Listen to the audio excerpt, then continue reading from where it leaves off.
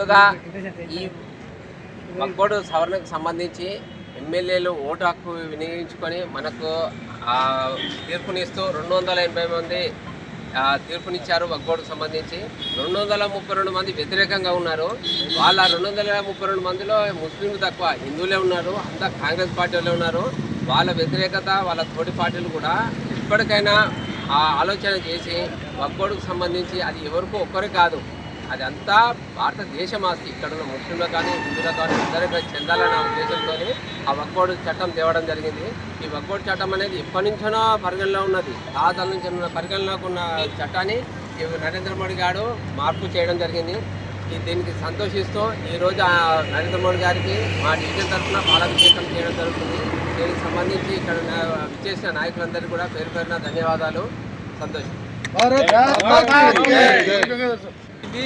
ఎందుకంటే ఆర్టికల్ 40 ఉండడం వల్ల ఎక్కడ స్థలం కనిపిస్తే ఇది వక్ఫ్ బోర్డు అని చెప్పేసి దానికి నామకరణం చేసుడు, ఒక బోర్డు పెట్టుడు, ఎవరైనా పోయి అడిగితే ఇది వక్ఫ్ బోర్డు కిందకి వస్తా అని చెప్పుడు.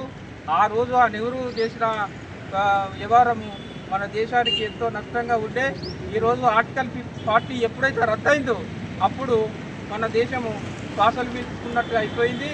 ఇప్పుడు మన దేశం ఇంకా ఎంతో నరేంద్ర మోడీ నాయకత్వంలో ఉజ్వలమైన భవిష్యత్తు మన భారతీయులకు జరగబోతుంది.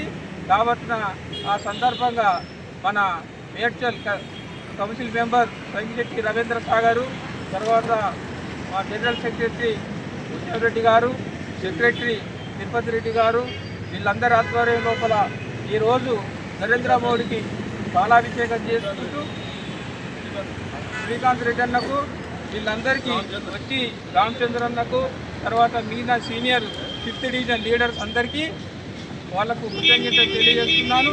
ఈరోజు ఎంతో శుభదినం కాబట్టి మనకు నరేంద్ర మోడీ గారి నాయకత్వం వర్ధిల్లాలని ఆయనకు పాలాభిషేకం చేసి మేము ఈ విధంగా 5th డివిజన్ నుంచి వెళ్ళి మా సంతోషాన్ని వ్యక్తపరుస్తున్నాము.